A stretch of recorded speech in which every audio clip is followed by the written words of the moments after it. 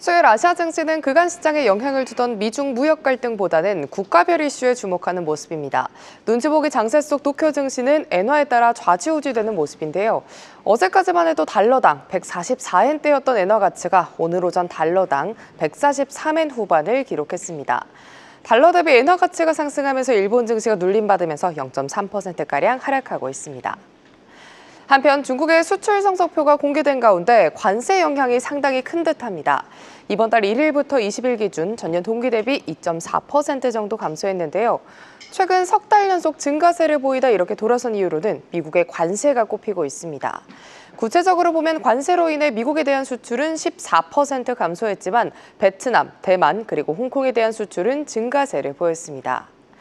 이 가운데 중국 배터리 업체죠. 고션 하이테크가 전고체 배터리 시험 주행 단계에 돌입했다는 소식 들어와 있습니다. 이 소식에 힘입어 2차 전지주들 시세를 내주고 있고요. 또 오늘 시총 상해주들까지 수급 바탕으로 강하게 오르면서 상해지수가 상승폭을 키워가는 모습입니다. 현재 0.3% 상승하면서 3,400포인트를 육박하고 있습니다.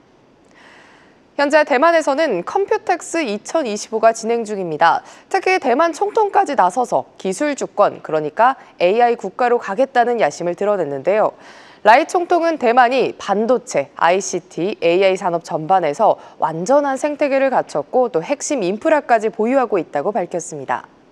특히 이번에 SK하이닉스나 삼성 디스플레이 등 유수의 한국 기업들이 참여한 만큼 관련 행보나 신제품 공개에 초점 맞춰서 이슈 체크해 보셔야겠습니다. 계속해서 이어지는 컴퓨텍스 덕분에 대만 증시 내에서는 AI, 반도체주들이 탄력받아가는 모습입니다. 2거래일 연속 지수를 끌어가면서 현재 각권지수 1.3%의 강세 흐름 보여주고 있습니다. 한편 인도는 미국과 다단계 무역협정을 추진하는 가운데 7월 이전에 잠정협정 체결 가능성이 높다고 발표했습니다. 다만 아직 협상은 계속해서 진행 중이고요. 미국 측에서는 최종 확답을 발표하진 않았는데요. 그래도 간밤 백악관에서는 인도와의 협상과 관련해서 개방적이다, 아시아 국가 모델이 될 거다라는 긍정적인 평가를 내놓았습니다. 이런 소식도 있고 또 오늘 인도 증시 내 외국인 자금이 유입되면서 지수는 0.9% 계속해서 상승폭을 키워나가는 모습입니다. 이렇게 관세 합의에 도달해가는 인도와 달리 베트남은 눈앞이 깜깜한 모습입니다. 바로 미국 정부가 동남아시아산 태양광 제품 관세에 합의를 했기 때문이죠. 이대로 실행된다면 올해 6월부터 베트남산 태양광 제품엔 무려 396%의 관세가 부과됩니다. 하지만 아직 확정은 아닌 만큼 팔로업이 필요해 보이고요. 이와 별개로 베트남이 미국과 2차 무역 협상을 진행 중인 가운데 베트남 국영기업이죠. 페트로 베트남이 미국의 원자력 발전소 기술 기업 웨스팅하우스의 원전 개발 관련 MOU를 체결했습니다. 이 소식이 오늘 증시 내에서는 원전 관련주들이 움직이긴 하지만 오전의 상승폭을 모두 반납하면서 현재는 보합권에서 움직이고 있습니다. 지금까지 아시아 주요 증시 시황 전해드렸습니다. 네, NH투자증권 김채윤 책임연구원 전화로 연결돼 있습니다. 책임님 안녕하십니까? 안녕하세요, 김채윤입니다. 네, 오늘 아시아에서는 일본 증시만 좀 유독 부진한 것 같아요. 네, 맞습니다. 오늘은 미국의 주요 주가 지수가 하락한 영향으로 오전장은 37엔 하락한 37,491엔으로 마감했습니다. 도쿄증권 프라임 시장 매매 대금은 약 1조 9,500억 엔 수준으로 좀 저조하고요. 업종별로는 은행, 광업, 석유 등이 상승하고 있고 보험, 비철금속 등이 하락하고 있습니다. 차트상으로 보면 5일 이동평균선이 연간 누적 거래량이 좀 가장 많은 38,000엔대를 좀 하회하고 있기 때문에 추가 하락 가능성도 좀 있을 것으로 보고 있고요. 주가지수 하단 지지선은 35,994엔에서 36,733엔 부근으로 전망하고 있습니다. 네, 이 미국과 일본의 3차 관세 협상이 이번 주 후반에 워싱턴에서 열린다고 합니다. 이시바 총리 지지율이 지금 20%대 수준이라는데 아무래도 더 이상 미국과의 협상에서 물러설 수 없는 상황으로 보이거든요. 반면에 미국은 또 이 협상에 불성실한 국가에 대해서는 이 고율 관세를 부과하겠다 이렇게 경고를 내놓고 있는 상황입니다. 양측이 앞으로 이제 강대강으로 맞붙게 되는 건 아닌가 하는 생각이 드는데 이번 협상 좀 어떻게 보고 계세요? 네, 맞습니다.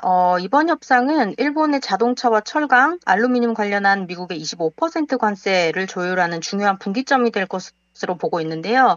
일본은 여전히 관세 전면 철폐를 요구를 하고 있고 미국은 10%의 기본 관세와 자동차 철강에 대한 고율 관세는 협상 대상이 아니다라고 통보를 했습니다. 따라서 만약 6월 말까지 협상이 타결되지 않을 경우에는 7월부터 일본산 자동차와 부품은 24%의 관세를 부과받게 됩니다. 지금 4월 기준으로 봤을 때 일본의 전체 수출은 전년 대비 2% 증가는 했지만 미국으로의 수출은 1.8% 감소를 했고 특히 자동차 수출은 금액 기준으로 4.8% 감소 그리고 1분기 일본의 실질 GDP도 전 분기 대비해서 0.2% 감소하면서 1년 만에 처음으로 마이너스 성장을 기록을 했습니다. 말씀 주신 것처럼 일본은 7월에 참의원 선거를 앞두고 있고 미국은 2026년에 중간선거를 고려하고 있기 때문에 미국과 일본 둘 다 강대강으로 자국의 이익을 중시할 수밖에 없는 정치적인 상황이다. 입장 차이는 좀 클 수밖에 없다라고 판단을 하고 있습니다. 주식시장 측면에서 좀 보면은 주가에는 어느 정도 가격이 반영됐다라고는 좀 보고 있고 앞으로 협상 결과에 따른 불확실성 해소해서 매수세 유입은 좀 기대 가능하다라고 보고 있지만 자동차 섹터 관련해서는 이번 3차 관세 협상 결과에 따라서 추가 하락 여지도 클 것으로 보고 있습니다. 그렇군요. 미국 US 스틸을 일본 제철이 인수할 수 있느냐, 이게 다음 달 초에 최종 결정이 난다라고 합니다. 트럼프가 지금 부정적인 입장을 보이고 있는 상황에서 일본 제철이 우리 돈 19조 원에 달하는 이 천문학적인 돈을 투자하겠다. 사실상 이 마지막 제안서를 냈다라고 하는데요. 이렇게까지 해서 인수를 꼭 해야 되는 건지 배경이 좀 궁금합니다. 네, 맞습니다. 일본 제철이 US 스틸 인수에 서화를 거는 이유는 크게 두 가지로 볼 수 있는데요. 첫 번째는 글로벌 생산 능력 확대와 매출 확보입니다.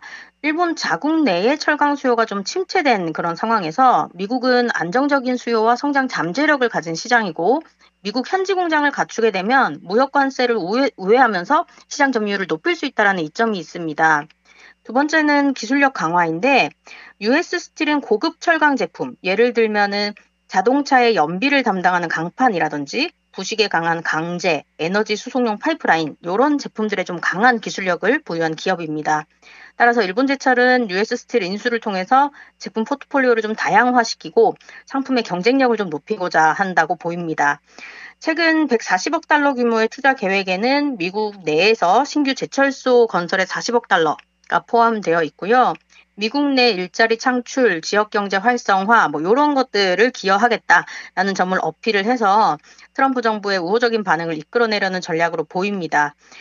인수 성립 가능성은 굉장히 좀 어렵겠다라고는 보고 있어요. 지금 현재 미국 내 정치권의 신중한 입장 표명이라든지 철강 노동조합의 반발 이런 것들도 나오고 있는 상황이지만 반대로 또 다시 생각해보면 트럼프 대통령은 외국 기업의 자국 내 대규모 투자를 통한 경제적 이익 이런 것도 고려하는 그런 인물이기 때문에 가능성은 없지만은 않다라고 판단하고 있습니다.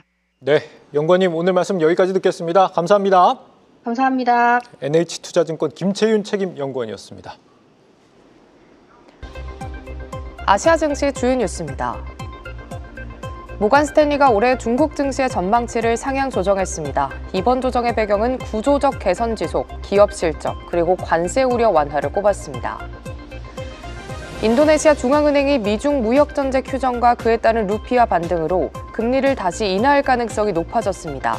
한편 인도네시아 중앙은행은 최근 3연속 금리를 동결한 바 있습니다. 일본의 4월 무역 수지가 1,158억 엔, 하나로 약 1조 1,160억 원가량 적자를 기록하면서 3개월 만에 적자로 전환했습니다. 특히 상호관세와 자동차 추가 관세로 대미 수출은 물론 자동차 수출액은 5,130억 엔으로 4.8% 감소했습니다.